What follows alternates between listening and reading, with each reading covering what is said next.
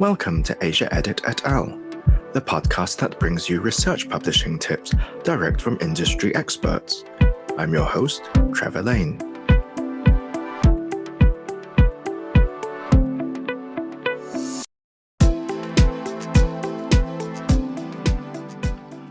Hello, joining me on this podcast is Elodie Chabrol, International Director of Pint of Science, which is a non-profit group that introduces local scientists to the public to improve public understanding of science and public engagement with science, whether it's in a cafe or bar or pub. The group is based in the UK, but organises an annual global event called the Pint of Science Global Science Festival. So let's say hi to our guest, Elodie Chabrol.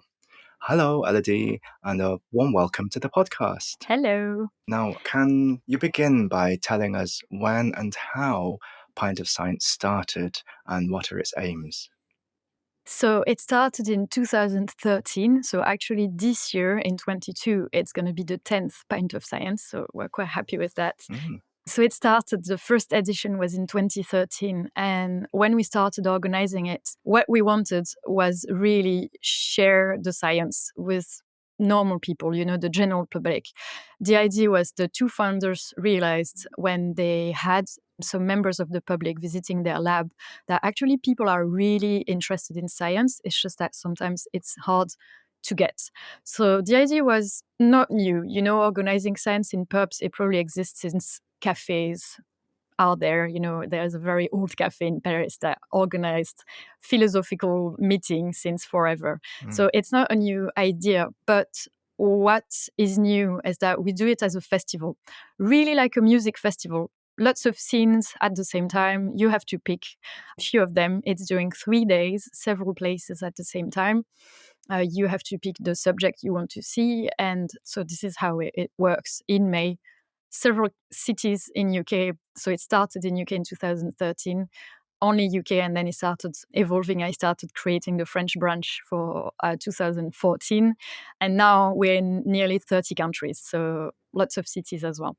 Great. The aims are several, actually. So it started as we wanted the public to know about science, but it's also we want them to meet scientists because there are so many cliches around scientists. When you talk to people that are not in science and you ask them, how do you picture a scientist in your mind? Usually it's a male around 60 with gray hair, a lab coat and glasses. This is a cliche that we see quite often. I'm an ex-researcher, and when I was a researcher, everyone was telling me, you don't look like a researcher. And, we want people to see all the types of scientists that are in the lab, to see all the personalities that are amazing. We want them, obviously, to discover the science. And we also want to empower scientists to do science communication and our volunteers around the world to organize events, because we don't take professionals. We organize it with volunteers that gain skills in organization and everything. I see. Now, how did you yourself get involved with Pint of Science? It's a funny story. So, I was a researcher, and actually on Valentine's Day 2013, I got an email from Pint of Science saying they were looking for volunteers to help organize an evening on brain. I was a neuroscience researcher, so I was super interested. I called them directly, and it's lucky for me, but the person organizing the whole UCL, so University College London, Pint of Science, just decided to quit because it was the very beginning and they didn't realize how much work it would be. So I called to organize normally just one event, and I ended up being the coordinator of UCL, so dealing with 3 different teams that would organize the events and also being in the core team that would create the festival. So I said yes. They explained to me what needed to be done. I said yes to everything. And I joined Pint of Science, and I loved it because I think I've wanted to be a teacher my whole life. And then I did research and I fell in love with research. And then science communication, for me, it's really basically the 2 parts of myself. It's a bit like teaching science to people, but also in a fun way. and making sure science is spread around and not just in the labs. So this is how I got involved with Pint of Science. And actually, I stayed in the lab 4 more years where I dealt with Pint of Science France. I was organizing it and I was a researcher at the same time. And it's only in 2017 that I left research to be a science communicator. And so I'm doing Pint of Science, but I have other missions on the side as well. Next question. What do you do now? What's your regular day job? So my day job, so I'm a science consultant, science communication consultant, or science communicator. I do lots of different things. So my day job is part-time Pint of Science. So I organize international organization, is basically selecting new countries and then helping them to start. So it could be from how to do social media, how to recruit people, how to do the website, how to pick the subject, then how to properly organize the whole thing in lots of different places. I select them as well. So every year, my strategy is not to go for like big countries. It's to really try to have a balance of countries in Europe, for example, and countries somewhere else. I'm not really going to just very developed countries or countries in Europe. I love to have places a bit everywhere around the world. And also I select depending on the motivation of the people. You know, some people email me and they tell me, I want to start Pint of Science because I want a big network. I'm sorry, it's not going to work because it's so much work. You need to have passion and you need to want to spread science in your country. So yeah, this is the Pint of Science day job. And I also do lots of things. I would say the 2 main things I do. One is training for scientists. I actually did more than 200 hours of training last year, or 2021. Wow. Most of it is science communication training. So helping scientists, usually PhD students, to talk about their research to any kind of public. The PhD students, are you helping them because they want to talk to the public, or is it helping them for their final year Viva interview? So I have 2 types of training. I have some actually that is to get ready for the defense, which is public in France. And most of my training, it's actually to do science communication. So I help them present the subject in a good way. Science communication is getting bigger and bigger, and some grants are actually now asking some scientists to do science communication. So programs are trying to align as well, because if you ask, you know, we are giving you money, but you need to do science communication, but then there is no training, there is no support whatsoever. It's really difficult. So the PhD programs, they realize that now, and they start having training just for the PhD students to be sure they can talk about their research. We have that very big competition in France as well that is called My Thesis in 180 Seconds, where you have to present your PhD in 3 minutes. Yeah, there's a similar thing in different countries, like the 3-minute thesis. Exactly. And it works really well. So I'm doing some trainings for that as well. So yeah, it's mostly trainings, podcasts and project management and Pint of Science. Okay. Now, when is the next Pint of Science Global Festival? Is it going to go on this year because of COVID? And in what countries is it in? So let's cross our fingers, our toes, everything we can. Normally, it should be live. It should be back to in person again. It's from the 9th to the 11th of May. So it's during 3 days, usually it's always Monday from Monday to Wednesday. So it's 9th to 11th May this time. Normally, we should go back to bars. We're hoping Omicron is not going to do something awful to us, but it should be fine. We're obviously very careful. We're trying to not have as many people as we would have normally. Make sure we respect all the rules. So we're hoping to go back to the bars because we've done that online for the past 2 years. It was quite an adventure. Does it work okay? It worked okay. We learned how to do that. It was nice to do that instead of doing nothing. And actually, I was super proud of everyone doing Pint of Science last year, because in 2021, we had 25 countries doing it online, the same 3 nights. It was amazing. It felt really good. Everyone at the same time having a real festival. It's just that Pint of Science, it's really about meeting scientists and being in an atmosphere where you feel like you can ask as many questions as you want. You know, it's cozy, it's relaxing. And online, it doesn't have the same, power. So it was nice to do it online, but I really can't wait to go back to bars. And it should be going okay. I hope so. Let's see how the world's going the next few months. So was the public invited as well last year when it was online? Yeah. It was on either Zoom or most of the countries did YouTube. So it was very open. It was really for the public. We tried, to have it as normal as possible. So trying to have YouTube, trying to discuss with the chat as well in YouTube. People could ask questions, but it's not the same than being in the same room, with a net atmosphere and relaxing. Just being in a cafe feels like it's not a conference. And I think people got a bit fed up as well of the online things. Of course, yes. How many countries are participating this year? Around 25. And what is the public's reaction? So usually they love it. They really enjoy spending time with the scientists in a way that most of them never have done. It really feels closer and more like you're having a drink with the scientists. So some are really surprised as well. Some don't want to leave because they're asking so many questions to the scientists. It's funny, actually, the first edition in Paris, I had a scientist. People stayed with him an hour and a half to ask questions. So everyone stayed really late asking questions. And it was good because the questions were not just about the science. It was about his job as an astrophysicist working on the cosmos in Paris. So obviously they were like, how is your typical day? How do you work? Sometimes very personal questions. And he enjoyed answering them. That's interesting. You said the public stay behind and ask questions. So how long is the actual presentation, the formal bit, meant to be? So we're trying to have it short. So around 20 to 30 minutes, not longer than that. 20 usually is good.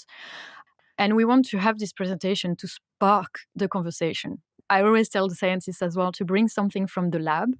So it could be an actual thing. One day you had a PhD student that was dressed in her overalls and everything that she wears in the lab to do the cell culture.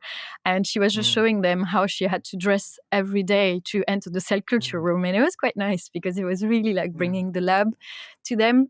If they cannot bring the actual things, it's good to have pictures. So for example, one of our speakers, she took a picture of her microscope, it's basically a whole room. It's a huge microscope, very expensive. And she showed that to the public. And they were shocked because in everyone's mind, a microscope is just like a tiny thing. And she showed the huge microscope and everyone was like, wow, this is so big. It was nice to not just talk about the science, but talk to them how science is made, how they work. And then you said at the end they ask questions also about the daily life. Exactly. So usually it's 20 to 30 minutes presentation, but there is an open question time at the end. So usually we have two different parts. We have a first part, presentation and question, then a break with a game or something fun. Usually it can be a pub quiz on science with questions not too serious.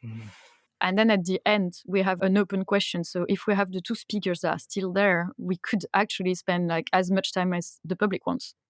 And when it's over, usually we try to keep our scientists for a last drink. People come to them to discuss, if they didn't want to ask questions in the room. But it's fun because I never had a problem with questions. You always have questions from the public and it's great. Now I have an important question. Is it free for the researchers to take part and for the public to take part? And if it's in a cafe or pub, do they have to keep buying drinks? So it's free for the researchers. Depending on the countries, for example, in France, it's €2. So it's a very small price because we're a non-profit and we're spending some money. So we're trying to make sure we can actually cover everything. And also because when people pay, they actually come. And when you organize a free event, it's really hard to know if people are going to come. So in some countries, it's free. In some others, it's a few euros, basically. It's never going to be like €15 tickets because the idea is not to make money out of it. It's just to make sure we're going to survive with the money we have. And for the scientists, it's free and they don't have to buy drinks, but usually they do. How does the venue deal with it? Yeah, that's why it's Monday to Wednesday. Because the first year, it was Tuesday, Wednesday, and Thursday. And it was quite difficult to have the pubs saying yes for us to be there on Thursday. Lots of people didn't come as well because they went out with friends. And usually, Monday to Wednesday, the pubs or the bars and the cafes are quite empty. In big cities, Pint of Science is usually the assurance of having the room full. So for them, it's always better to have the full room and to be sure it's going to work on days that would be very empty. So usually they understand. Some love them and email us to say, I want to participate. So usually this is how it works. Oh, I see. And then what does Pint of Science do for the rest of the year? So it's fun because people think it doesn't take long to organize, but actually it takes a whole year to organize the festivals. So definitely me and the UK founder as well, we're spending a lot of time organizing it because especially volunteers are organizing the festival. So sometimes you have to be available for them, especially as an international director. Sometimes the timing is a bit hectic when Australia needs a call and then it's Costa Rica then, with all the time difference. I'm pretty happy I'm in Europe actually, because then I'm in the middle. Also, we organize some special events depending on the year. Sometimes we have partnerships as well, and we decide to organize some different things. Every country is a bit free to do whatever they want as soon as we all do the main festival. So the Pint of Science Festival is there in May for 3 days. And then the rest of the year, we have few events. But when I say special events, for example, we might have one special event in Paris. It's going to be one time in one bar, around 35 people. Whereas the festival, it's 15 events each night in Paris. Oh. You see, so the scale of the thing is completely different. And it's so big as well that we need lots of time to organize, because we start usually organizing in September for the May festival, and then our volunteers are resting during the summer, and then we start again in September. Oh, so you mentioned there could be 15 things happening on the same night in the actual festival period. Yeah. So if they're happening at the same time, is it divided by different subjects? Yes, exactly. So first, it's on the website. We have the program. People take tickets, which help us as well to know which events are popular, which are less, so which one we should communicate about. And also, we have 6 themes. It's just to classify pubs and cafes, because it's all the science. It goes from astrophysics to biology to human science and civilization and chemistry. It really covers all the science. So there is no science that is left behind. Oh. In smaller cities, it's going to be local scientists. For example, there is a city north of France that has a marine biology institute. So obviously those 3 nights are going to be on marine biology because it's what happens around. But we don't usually bring scientists from other cities, except if in your city you don't have research. We have very small villages where obviously there is no research. So we're bringing scientists from the closest cities around to talk about what's happening there. Oh, okay. But yeah, usually they have the program on the website and they can know exactly what night's going to be about what and the subject of everything and the researcher coming and talking. Okay. Oh, that's good. Now, is there anything planned for mainland China or Hong Kong, do you know? Not yet, actually, and that would be amazing. So for 2022, it's too late because we're still in pandemic, so we decided to not have new countries. But from next September, I would be super happy if people want to do something there, because it's been a while we're trying to expand there, but we need basically 1 or 2 directors that would be okay to take on the role and deal with the organization in the country. So if people are interested, they can always contact me from next September. Okay. And so the coordinators are usually PhD students? It could be anyone. It could be PhD students, could be PIs. We also have non-scientist directors. It's just they love science and they want to organize it. It's just anyone. To be honest, the skill we need the most is the motivation, because it can be stressful. It's a lot of work. Okay. So we need people to be motivated, and just that's the main skill. And the rest is up to us. We're really giving everyone the information they need to start doing it. So often people are asking me, oh, what skills are you selecting people on? Do we need to know everything about science? And I said, well, I'm a neuroscientist, I know brain a bit, but I don't know astrophysics, and I'm still director. So, and it's okay as soon as you're motivated. And what types of researchers then take part and do their presentations? It's not just PhD students, it could also be an established researcher. So we're trying to have a bit of everything, because for a while, almost 10 years ago, it was established researchers that would do science communication and not so much PhD students. Now, actually, PhD students are really doing lots of science communication. So that's amazing and we love it. Often, the format that we usually advise to do is to have an introduction of the field by a PhD student and then maybe dig a bit deeper by a professor. But then we've seen lots of different formats. We've seen no PhD students, few PhD students all presenting their research. We've done that as well. We're really open to everyone. We're not looking for some specifics. People get to talk to Pint of Science in two different ways. Either they are contacted by the teams because the teams really fancy that subject and they're like, I want that scientist to talk about that subject. Or because we open some calls, so often we have forms saying if you want to talk to Pint of Science and share your research, don't hesitate. And then we ask them to write a little paragraph, lay audience kind of science. So we look at that and then we decide, is it good? Is it going to be okay? And most of the time it is. So we take them on. Okay. And what tips can you give for researchers who do want to present and want to explain their work to the public, either content tips or performance tips? So content tips, I would say, always think about your audience. So that's the golden rule in science communication. It's not just the science level of your audience. It's going to be the culture they have. Use the right references. I'm French. I lived in the UK. If I try to translate a joke from French to English, it might be really, really bad. And it might not work. And if it doesn't work, it's fine. Just bounce back and continue. So I think in general, the most important thing to think is, who is my public and what do they want from me? Do they want to just have fun and then I'm going to show them cool stuff? Do they want very much science? Are they scientists, so I need to give them a bit more scientific talk? Or are they the general public, like what age and everything? So that would be the first thing. Also, content-wise, try to really avoid jargon. And if you don't know if it's jargony or not, try to talk about your research to other people not doing science at all. So sometimes taking a step back, talking about your research to someone that is completely outside of it to see if it's jargon or not, because jargon really blocks people. They are not going to listen to you because they heard these weird words and they don't know what it means. Performance-wise, probably I would say, don't start, if you've never done science communication or if you're not used to it, don't start with a format that is going to stress you. Go for something you are comfortable with. If you love writing, go for some blog. If you love talking and talking to public, then go for live conferences. But I've seen some people that were putting themselves into a challenge, but it's a double challenge if you're not used to do science communication, because you're not sure how to talk about your research, which is challenging, and then you do a format you might not enjoy. So at the end, you might just say, I don't like science communication.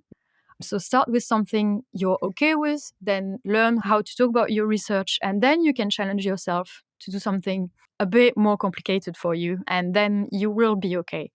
And you might enjoy it better that way. Because I've seen on Pint of Science people that are not feeling great talking in public, and you see that, but then the audience can really feel it. So it's a bad moment for you, and it's also a weird moment for them because they feel like you're so stressed that they don't listen to you great. It's a bit weird for everyone. So that's what I would advise. Yeah, that makes sense. And yeah, the audience can tell they don't feel comfortable if they notice the stress, and it really affects everybody. Now, apart from live presenting, how about written format? In your work, do you train people to communicate in writing to the general public? So like press releases, or maybe for special stakeholder groups like policy papers? So it's always, I think, I'm going to go back to the golden rule of think about who you want to target and what message you want them to know. Because I think the worst we can do when we're doing science communication as researchers is always do the same kind of way. So if it's written, if it's oral, if it's podcast, whatever, if you think about who you want to reach and what you want them to remember, I think it's the first question to ask yourself. And then you build your blog or your writing around that. Like, what do I want them to know? How much science should I put in? What's my angle? Because obviously it's not going to be the same angle. The general public might want to know things in general, whereas policymakers, they might want to know more specific things or how you can apply your research to whatever they do.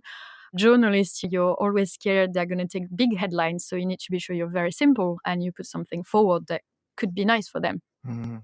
So yeah, even for writing, just think about your audience, think about the message you want people to remember, and then build the thing around. I think sometimes we don't think about that. We go straight into writing, and then it gives a piece that is nice, but it's not necessarily well targeted, let's say.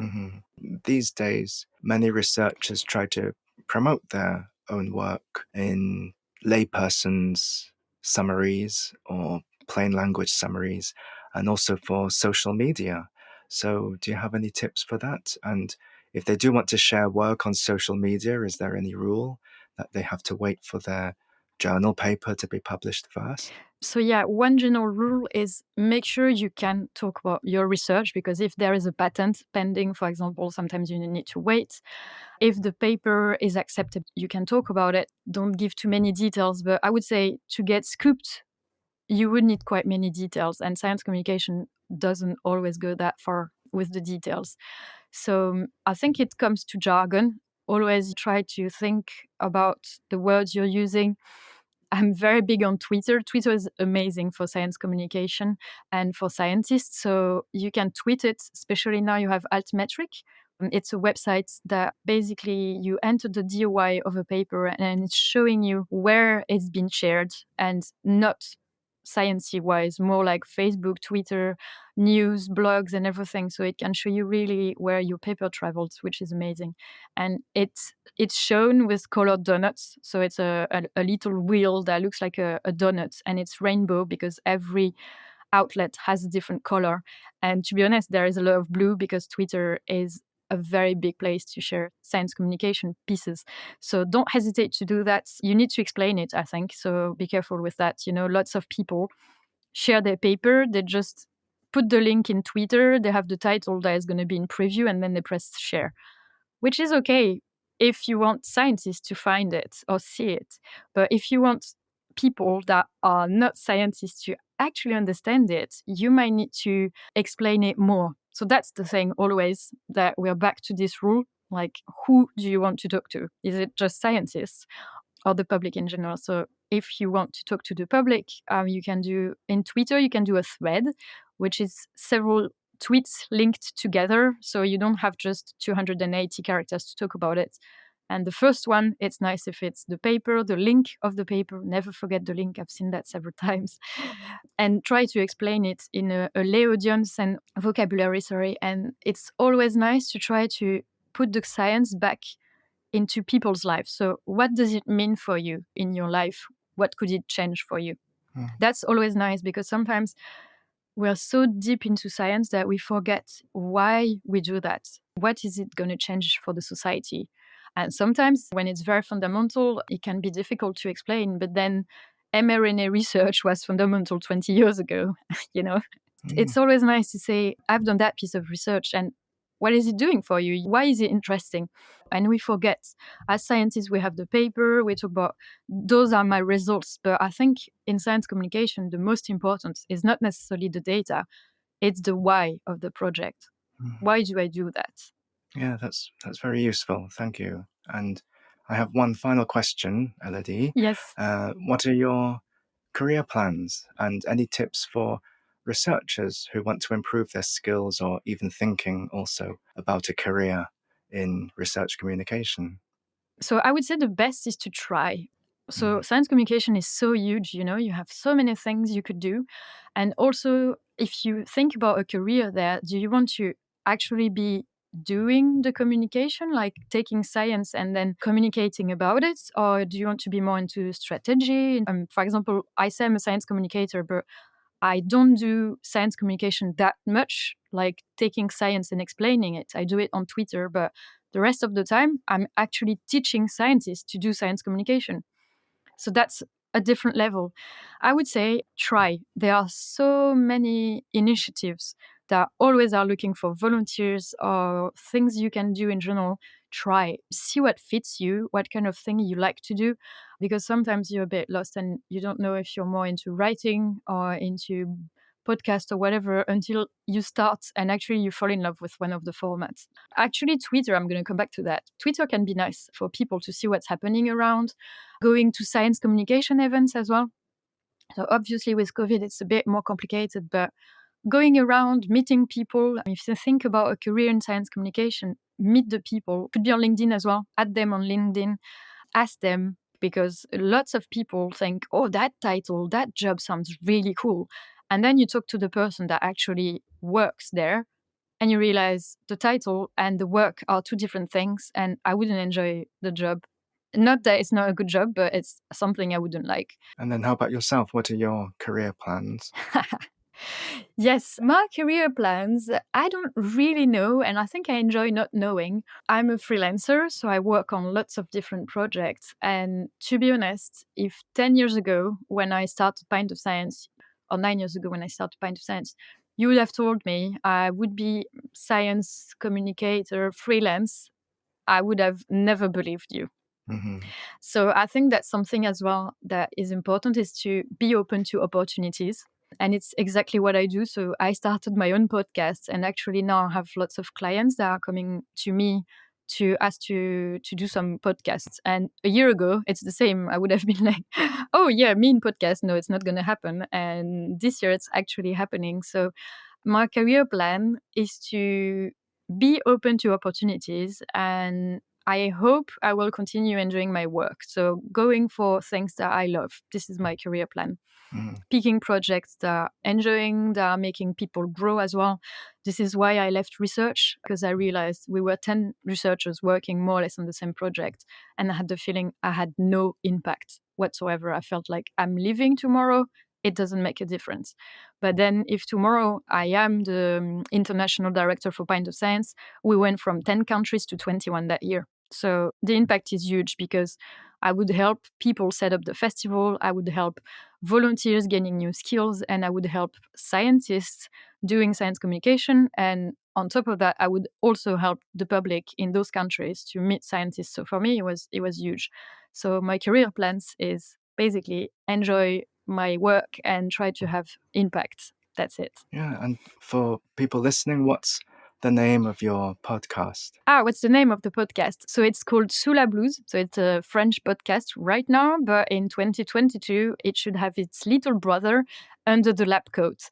And it's directly inspired from Pint of Science public. When they started asking very personal questions to the speakers, I realized the public wants to know how they became a scientist on that subject, what was their studies, all that kind of things. And this is my podcast. So I undress, this is why it's called Under the Lab Coat. I undress scientists. Oh, I see. So it's called Under the Lab Coat. Under the lab coat, like they're removing the lab coat to actually show the human under the lab coat. Yeah, to show their civilian clothes. Exactly. And also because the lab coat is such a big cliche that usually I'm asking during each episode, do you wear a lab coat at work? And most of the time they're like, no. Oh. So Sous la blouse and Under the Lab Coat that will arrive at one point in 2022. Oh, okay. So but the French version's called Sous la blouse. Yeah. Okay. So Elodie, great. It's important work you're doing. We know for the past 2 years or so with the COVID information and misinformation and disinformation, that it's really important that the science and the facts get relayed accurately to the public. So if listeners want to know more about Pint of Science, they can go to the website pintofscience.com. Mm-hmm. So Elodie, thank you very much for sharing the ins and outs of public speaking and communicating research and science to non-academic audiences. And thank you for the invitation. Thanks for joining me for this episode of the AsiaEdit et al. Podcast. For more publishing advice, visit AsiaEdit.com. I'm Trevor Lane, and I hope you tune in next time for more expert publishing tips.